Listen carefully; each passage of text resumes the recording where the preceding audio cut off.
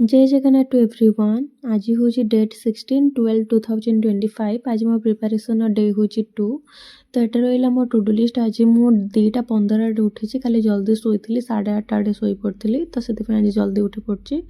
Office जाइए आसिक पढ़ा को एत ये हुए से जल्दी शोई पड़ी।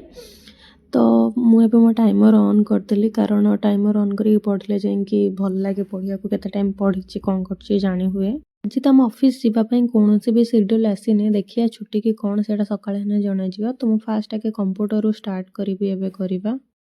मुझे सकाळे 4 घंटा एवं पढ़ी सारी। तो मत सकाळे पढ़ा भल लगे से मुझे जो उठे से जिते पर्यटन जाए भी पढ़ी सारी। तो मुझे कंप्यूटर कंप्लीट करी इंग्लिश इडियम फ्रेज 30टा करी आ वन वर्ड सब्स्टिट्यूशन 20टा करी। DI 10टा क्वेश्चन करी।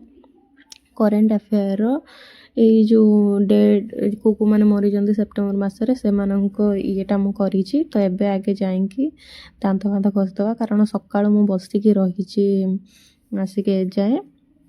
तो यहाँ मुझे जो DI प्रैक्टिस करी मो रूम को हालत होगी मुझे तो पढ़ुता सब ये पढ़ी मो चारिपटर।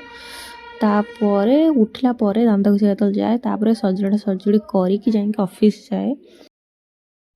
मुझे ऑफिस जाइली एवं आसली तरतर कहले 10टार ऑफिस जावाई मुझे रांधि रुंधिकी जाइली। दीपर आसी खाईदे पुणी जाइली 6टार आसली। आमर हूँ आज आम भाविल ऑफिस ना कि आमको पुणी डाकी देते आम जाइए VHF शिखुनु। VHF माने भेरी हाई फ्रिक्वेन्सी थर जंगल जो मैंने थर थे से पाखे नेटवर्क आसु ना से वायरलेस जो वाकी टोकी टाइप से टाइप थाए। तो सेठू आम हेडक्वार्टर को मैंने मेन ऑफिस जोटा एठिके मैंने कनेक्शन से होता है कांटेक्ट करी हुए। तो आमको से VHF टा शिखौले तापर किसी ऑफिस काम भी शिखौले। तो सेतिकी करिके आम आसिन ए 6टार 6:30 आसिक होगलानी। तो देखा एवं टिके ये करी जदि हम पढ़ा ना खियाखी करी रेस्ट ना पुणी काली सका देखिए कारण जहाँ पढ़ सका उठला जहाँ पढ़ी ना गला तापर बिलीव नहीं कि केतले आसो केतले टाइम हम ना से भोर जल्दी उठी पड़ी पढ़ा कम किसी 4-5 घंटा सरला तापर जहाँ हो तो किसी ना ना बिल्कुल भी पढ़ी हेनी। तो गुड नाइट एवरीवन।